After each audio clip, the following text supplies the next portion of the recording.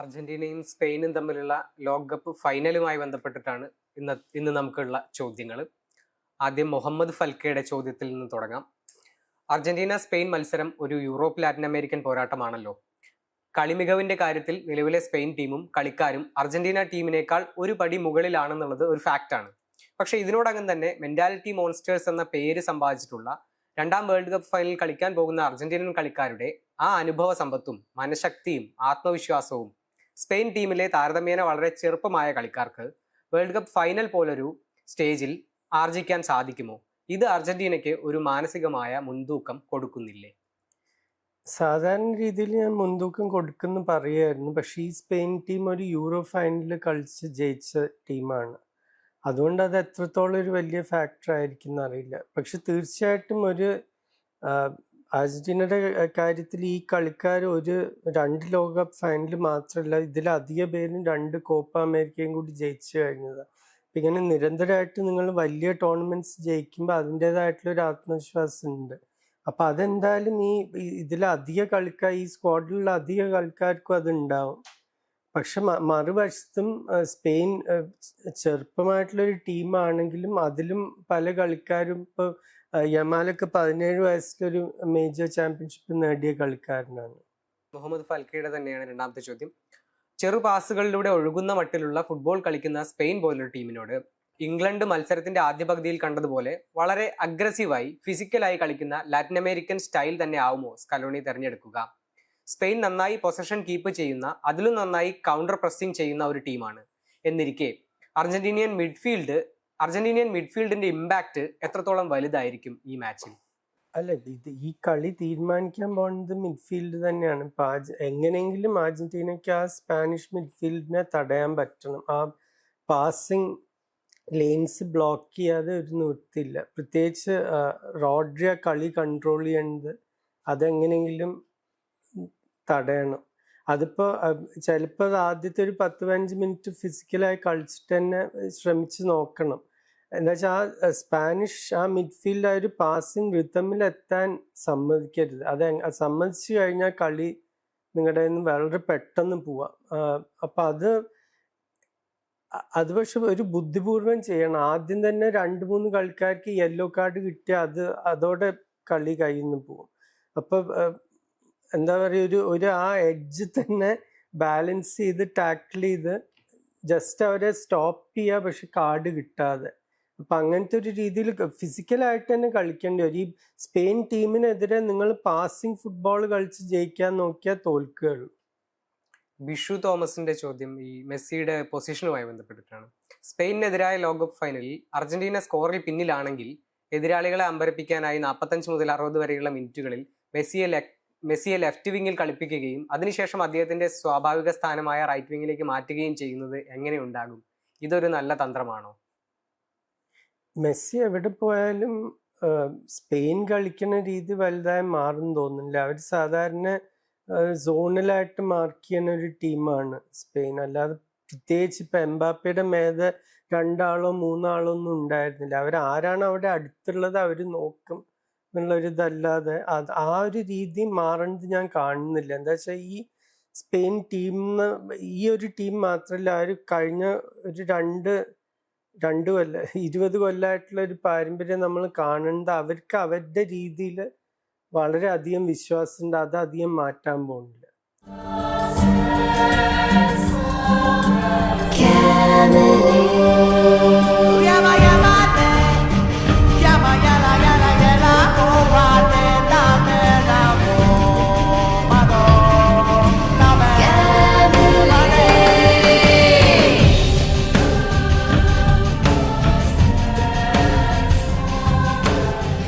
Camely Diamond and Gold, setting trends in Calicut.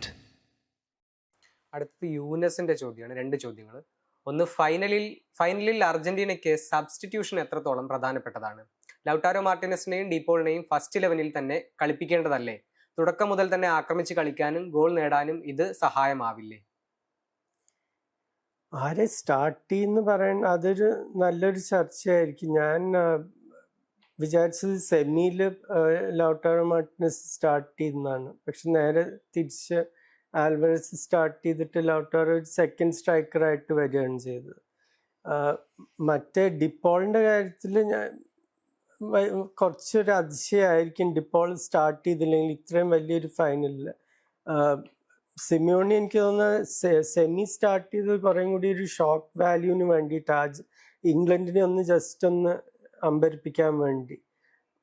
പക്ഷേ ഫൈനലിൽ ഞാൻ പ്രതീക്ഷിക്കുന്നത് ഡിപ്പോൾ ആയിരിക്കും കളിക്കണമെന്നാണ്. അടുത്തത് അർജന്റീന സ്പെയിൻ മത്സരം ഷൂട്ടൌട്ടിലേക്ക് നീങ്ങിയാൽ ആർക്കാവും മുൻതൂക്കം? ഏഞ്ചൽ ഡി മരിയെ പോലെയുള്ള ഒരു കളിക്കാരന്റെ അഭാവം അർജന്റീന എങ്ങനെ പരിഹരിക്കും? ഈ ഷൂട്ടൗട്ടിൻ്റെ കാര്യത്തിൽ നമുക്കൊന്നും പറയാൻ പറ്റില്ല. ഇപ്പം ഏത് ഗോൾ കീപ്പറുടെ ദിവസമാണ് അനുസരിച്ചിരിക്കും. എൻ്റെ ജീവിതത്തിൽ ഞാൻ പലപ്പോഴും ഏറ്റവും മികച്ച കളിക്കാരാണ് ഷൂട്ടൗട്ടിൽ ഷോട്ട് മിസ് ചെയ്ത് കണ്ടിട്ടുള്ളത്. Platini, Zico, Socrates, Roberto Baggio ഇവരൊക്കെയാണ്. സീക്കോ ഷൂട്ടൗട്ടിലായിരുന്നില്ല, നോർമൽ ടൈമിലായിരുന്നു. പക്ഷെ ഈ ക്വാളിറ്റിയുള്ള കളിക്കാർ വരെ ഷൂട്ടൗട്ടിൽ മിസ് ചെയ്തിട്ടുണ്ട്. അപ്പം ഒന്നും പറയാൻ പറ്റില്ല ശരിക്കും. ഈ ലോകകപ്പിൽ പൊതുവിൽ ഷൂട്ടൗട്ടുകൾ കഴിഞ്ഞ ലോകകപ്പിനെ കമ്പയർ ചെയ്യുമ്പോൾ കുറവാണ്. അർജന്റീന തന്നെ കഴിഞ്ഞ ലോകകപ്പിൽ ആദ്യം നെതർലൻഡ്സിനോട് ഒരു ഷൂട്ടൗട്ട് ഉണ്ടായിരുന്നു, പിന്നീട് ഫൈനലിലും ഷൂട്ടൗട്ട് ആയിരുന്നു. അപ്പൊ അതിനെന്തെങ്കിലും ഒരു കാരണമുണ്ടോ?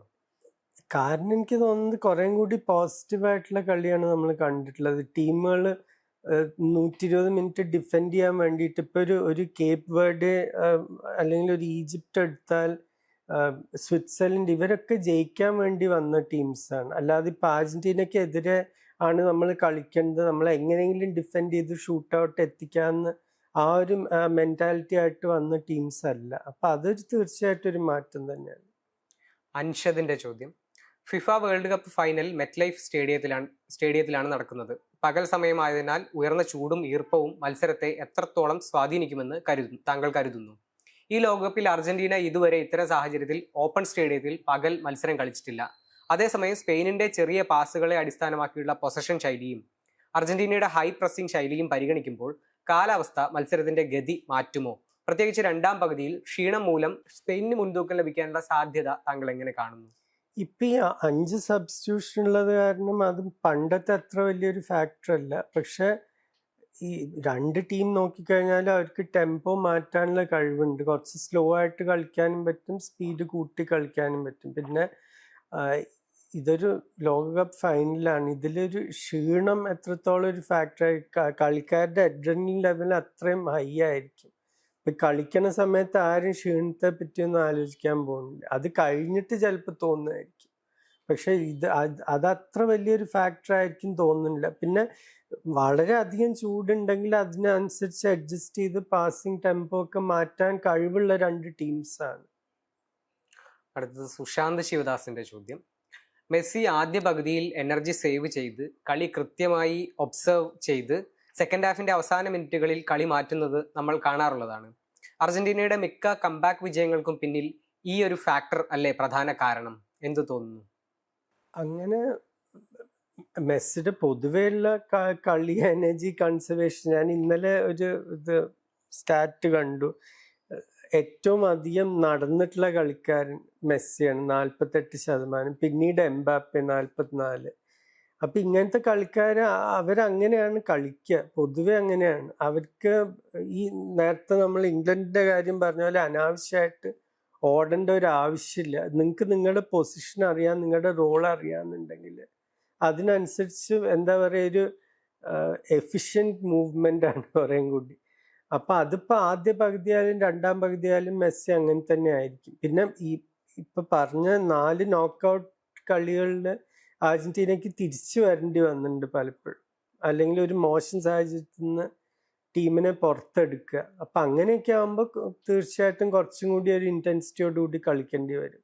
അത് വേണിച്ചൊരു സ്ട്രാറ്റജിയാണെന്ന് എനിക്ക് തോന്നിയിട്ടില്ല. ഈ മെസ്സിയെ വളരെ ഫ്രീ ആയിട്ടാണ് സ്കലോണി വിട്ടിട്ടുള്ളത്. അതുപോലെ തന്നെ മെസ്സിയും അതുപോലെ തന്നെ കളിയിൽ ഒരു ഇമ്പാക്ട്, മെസ്സിയുടെ സ്വന്തമായിട്ടുള്ള ഒരു രീതിയിൽ മെസ്സി ഒരു ഇമ്പാക്ട് ഉണ്ടാക്കുന്നതായിട്ട് തോന്നുന്നില്ലേ? മെസ്സി ഏതൊരു വലിയ കളിക്കാരനും അവര് എന്താ പറയുക, ഈ കോച്ചസിന്റെ കാര്യത്തിൽ നമ്മൾ ഇൻ ഗെയിം മാനേജ്മെന്റ് എന്ന് പറയാം. അവരെപ്പോൾ സബ്സ്റ്റിറ്റ്യൂഷൻ നടത്തുന്നു, എപ്പോൾ പൊസിഷൻ കളിയുടെ ഇടയ്ക്ക് ഫോർമേഷൻ മാറ്റണോ, ഇതിനെ പറ്റിയൊക്കെ പറയും. അതേപോലെ തന്നെ മെസ്സിക്കും അറിയാം താൻ എപ്പോൾ തൻ്റെ കളി മാറ്റണം, താൻ എപ്പോൾ കുറച്ചും കൂടി വൈഡായിട്ട് പോകണം, എപ്പോൾ ബാക്കി കളിക്കാരെ കുറച്ചും കൂടി കളിയിലേക്ക് കൊണ്ടുവരണം. അത് മെസ്സി എന്നല്ല, ഏതൊരു വലിയ കളിക്കാരൻ്റെ കളി നോക്കിയാലും 2006 സിഡാൻ ഇത് തന്നെയാണ് ഫ്രാൻസിന് വേണ്ടി ചെയ്തത്. ആ വലിയ കളിക്കാർക്ക് അറിയാം അവരുടെ റോൾ എപ്പോൾ മാറ്റണം എന്നുള്ളത്. ഫിലിപ്പിന്റെ ചോദ്യമാണ്. 2026 വേൾഡ് കപ്പിൽ മെസ്സിയുടെ പ്രകടനം അവിസ്മരണീയമാണെന്നുള്ള കാര്യത്തിൽ സംശയമില്ല. 2022 വേൾഡ് കപ്പിനേക്കാൾ മികച്ചത്. എന്നാൽ ഈ പ്രകടനത്തിന്റെ പേരിൽ 2026 ബാലൻഡിയോർ ലഭിക്കാനുള്ള സാധ്യതാ പട്ടികയിൽ മെസ്സി മുൻപിലാണെന്ന് കേൾക്കുന്നു. അങ്ങനെ പുരസ്കാരം ലഭിക്കുകയാണെങ്കിൽ മുഴുവൻ സീസണും ഹൈലി കോമ്പറ്റേറ്റീവ് ഡൊമസ്റ്റിക് ലീഗുകളിലും ചാമ്പ്യൻസ് ലീഗിലും കളിച്ച് മികച്ച പ്രകടനം കാഴ്ചവെച്ച കളിക്കാരോടുള്ള അനീതിയല്ലേ അത്? പ്രത്യേകിച്ച് ഹാരി കെയ്നെ പോലുള്ള കളിക്കാർ സീസണിൽ മുഴുവനും വേൾഡ് കപ്പിലും മിന്നുന്ന പ്രകടനം കാഴ്ചവെച്ചിട്ടും അവാർഡിന് അർഹനാകാത്തത് ശരിയല്ലല്ലോ. ഇത്തരത്തിൽ അവാർഡ് നൽകുന്നത് ഈ അവാർഡിന്റെ ക്രെഡിബിലിറ്റിയെ ബാധിക്കുന്നതല്ലേ? ഇത് രണ്ട് രീതിയിലും കാണാം. ഇപ്പോൾ ബാലോണ്ടോർ എന്തിനാ കൊടുക്കണം? ഇപ്പോൾ ഒരു സീസണിന്റെ കൺസിസ്റ്റൻസി മാത്രം നോക്കിയിട്ടാണോ? അങ്ങനെയാണെങ്കിൽ പലപ്പോഴും ഗോൾ കീപ്പേഴ്സിനോ ഡിഫൻഡേഴ്സിനോ കൊടുക്കേണ്ടതായിരുന്നു. അത് നമ്മൾ സാധാരണ ഒരിക്കലും കാണാത്തൊരു കാര്യമാണ്. എപ്പോഴും അറ്റാക്കിംഗ് പ്ലെയേഴ്സിന് മാത്രമേ പോകാറുള്ളൂ. പിന്നെ അങ്ങനെ നോക്കിക്കഴിഞ്ഞാൽ ഇപ്പോൾ ഏതാണ് ഏറ്റവും വലിയ പുരസ്കാരം ഫുട്ബോളിൽ? അത് ലോകകപ്പാണ്. അപ്പോൾ ആ ലോകകപ്പിൽ നിങ്ങളുടെ ടീമിനെ ജയിപ്പിച്ചു എന്ന് പറഞ്ഞാൽ തീർച്ചയായിട്ടും അതിനധികം വെയിറ്റേജ് കൊടുക്കും ഏതൊരു ജഡ്ജായാലും. പ്രത്യേകിച്ച് മെസ്സിയുടെ കാര്യത്തിൽ ഇപ്പോൾ ഈ ലോകകപ്പ് നോക്കിക്കഴിഞ്ഞാൽ മെസ്സി ഇല്ലാതെ അർജന്റീനയ്ക്ക് ഒരു ഫൈനൽ ഇല്ല. അപ്പം അതിനെന്തായാലും അതിൻ്റെതായിട്ടുള്ളൊരു വെയിറ്റേജ് കൊടുക്കും. ഇപ്പോൾ ഹാരി കെയ്ൻ്റെ കാര്യം നോക്കിക്കഴിഞ്ഞാൽ നിങ്ങൾക്ക് പറയാം, ഇപ്പോൾ ബായൺ മ്യൂണിക് ടീമിൽ ഒളീസ ഉണ്ടായിരുന്നു, ലൂയിസ് ഡിയാസും ഉണ്ടായിരുന്നു. ഒരു വൺ മാൻ ഷോ ഒന്നും ആയിരുന്നില്ല. അതേപോലെ ഇപ്പോൾ ചാമ്പ്യൻസ് ലീഗ് ജയിച്ച PSG എടുത്താലും അവിടെ ക്വാരറ്റ്സ്കേലിയ ഉണ്ട്, ഡെംബെലെ ഉണ്ട്, ഡൂവെ ഉണ്ട്, വിറ്റീനിയ, ജാവോ നെവസ്, കുറെ ഒരു കലക്റ്റീവ് ഇതാണ്, നേട്ടമാണത്. ഇതിൽ അർജന്റീനയുടെ കാര്യത്തിൽ ബാക്കി കളിക്കാരെ ഞാൻ ചെറുതാക്കി പറയല്ല, പക്ഷെ ഇത് മെസ്സിയുടെ ടീം തന്നെയാണ്. എങ്ങനെ നോക്കിയാലും ഏത് ആംഗിളിൽ നിന്ന് നോക്കിയാലും ഇത് മെസ്സിയുടെ ടീമാണ്. അപ്പൊ അതിൻ്റെതായിട്ടുള്ളൊരു വെയിറ്റേജ് എന്തായാലും ഉണ്ടാവും. അലന്റെ ചോദ്യമാണ് അടുത്തത്. അർജന്റീന ഈ വേൾഡ് കപ്പിൽ കൂടുതൽ ഗോൾ അടിച്ച ടീമും സ്പെയിൻ ഏറ്റവും കൂടുതൽ ഗോൾ വഴങ്ങാത്ത ടീമുമാണ്. അപ്പോൾ ഈ കളിയിൽ ആർക്കാണ് കൂടുതൽ വിജയ സാധ്യത? ഇതൊരു ടാക്ടിക്കൽ ഗെയിമായി മാറാൻ സാധ്യതയുണ്ടോ? സ്പെയിൻ പക്ഷെ 13 ഗോൾ അടിച്ചിട്ടുണ്ട്. 13 ഗോൾ എന്ന് പറഞ്ഞാൽ അവർ 2010 ജയിച്ചപ്പോൾ വെറും 8 ഗോളാണ് അടിച്ചത്. ഇത്തവണ 13 ഗോൾ അടിച്ചിട്ടുണ്ട്, ഒന്നേ വഴങ്ങിയിട്ടുള്ളൂ. അപ്പം അവർക്ക് ഗോൾ അടിക്കാൻ പറ്റാത്തൊരു ടീമൊന്നുമല്ല. അടിച്ചിട്ടുമുണ്ട് നോക്കൗട്ട് മാച്ചസിൽ, ഫ്രാൻസിനെതിരെ 2 ടാക്ടിക്കൽ കളി തന്നെ ആയിരിക്കും. എന്താ വെച്ചാൽ അർജന്റീനയുടെ മനസ്സിൽ അവരെങ്ങനെങ്കിലും സ്പെയിനിൻ്റെ ആ പാസിങ് റിതം അപ്സെറ്റ് ചെയ്യാൻ പറ്റണം. അതിപ്പോൾ ടാക്ടിക്കൽ ഫൗളിങ് ആയാലും എന്തെങ്കിലും ഒരു ഫോർമേഷൻ ചേഞ്ച് ആയാലും എന്തെങ്കിലും ഒന്ന് ചെയ്യേണ്ടി വരും ആ മിഡ്ഫീൽഡിൽ കൺട്രോൾ എടുക്കാൻ വേണ്ടി. അപ്പം അത് ഒരു ഫേസിൽ മാത്രമല്ല 90 മിനിറ്റും അത് ടാക്ടിക്കലായിട്ട് കോച്ചസിന് അഡ്ജസ്റ്റ് ചെയ്യേണ്ടി വരും. സ്പെയിനിന്റെ ഭാഗത്തുനിന്നും ചെയ്യേണ്ടി വരും. എന്താ വെച്ചാൽ മെസ്സി എന്ന് പറഞ്ഞൊരു വ്യക്തി ഇപ്പുറത്തുണ്ട്. അപ്പൊ അവർക്കും വളരെ എളുപ്പമായിരിക്കും എന്നല്ല ഞാൻ പറയുന്നത്. 2 ഭാഗത്തുനിന്നും അഡ്ജസ്റ്റ്മെന്റ്സ് ചെയ്യേണ്ടി വരും. ഇപ്പൊ മെസ്സി ആയതുകൊണ്ട് സ്പെയിൻ അവരുടെ സാധാരണ ടാക്ടിക്സ് മാറ്റി മെസ്സിക്ക് വേണ്ടി ഒരു മൈൻഡ് ഡ്രൈവ് വെക്കുമോന്ന് എനിക്ക് അറിയില്ല. സാധാരണ അവരത് ചെയ്യാറില്ല, എംബാപ്പയ്ക്കൊന്നും ചെയ്തില്ല. പക്ഷെ മെസ്സി ആയതുകൊണ്ട് മെസ്സിക്ക് ഈ ലോകകപ്പിൽ ഉണ്ടായിട്ടുള്ള ഇമ്പാക്റ്റ് കാരണം അത് ചെയ്യുമെന്ന് നമുക്ക് പറയാൻ പറ്റില്ല. അതേപോലെ അർജന്റീനയുടെ ഭാഗത്ത് നിന്ന് അവർ റോഡ്രി എങ്ങനെ തടുക്കും? എന്താ വെച്ചാൽ സ്പെയിനിന്റെ മുഴുവൻ കളിയും ഇങ്ങനെ ആ ഡിഫെൻസീവ് മിഡ്ഫീൽഡ് പൊസിഷനിൽ ഇങ്ങനെ പോവാണ്. അപ്പൊ ആ സപ്ലൈ കട്ട് ഓഫ് ചെയ്യുന്നത് എങ്ങനെയാണ്? ആരായിരിക്കും അത് ചെയ്യാതെ? മെക്കാലിസ്റ്റർ ആണോ, എൻസോ ആണോ, ഡിപ്പോൾ ആണോ, ആർക്കാണ് ആ റോള് കൊടുക്കുക? അപ്പൊ ഇതൊക്കെ ഒരു ടാക്ടിക്കലായിട്ടുള്ള കളി. അപ്പം എൻ്റെ അഭിപ്രായത്തിൽ ആദ്യത്തെ ഒരു ഹൈഡ്രേഷൻ ബ്രേക്കിന് മുമ്പ് തന്നെ നമുക്ക് ആ പാറ്റേൺ കാണാൻ പറ്റും, ഏത് രീതിയാണ് കളി പോകാൻ പോകുന്നത്.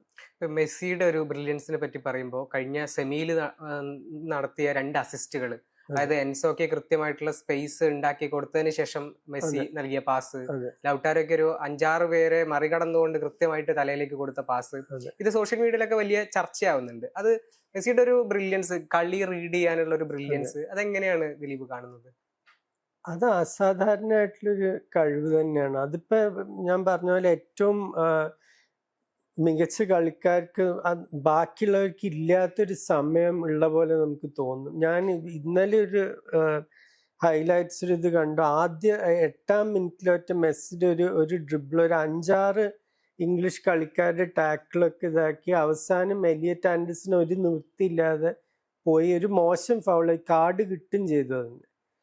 അതൊക്കെ അത് 39 വയസ്സായ ഒരാളാന്ന് നമ്മൾ ഓർമ്മിക്കണം ഇത് ചെയ്യേണ്ടത്. പെട്ടെന്ന് ഒരു ആക്സലറേഷൻ ഉണ്ട്, പ്രതീക്ഷിക്കാത്ത ഒരു സ്പീഡ് കൂടിയ ഒരു ഓട്ടം, പിന്നെ ആ ഡ്രിബ്ലിംഗ് പണ്ടേ ഉള്ളതാണ്.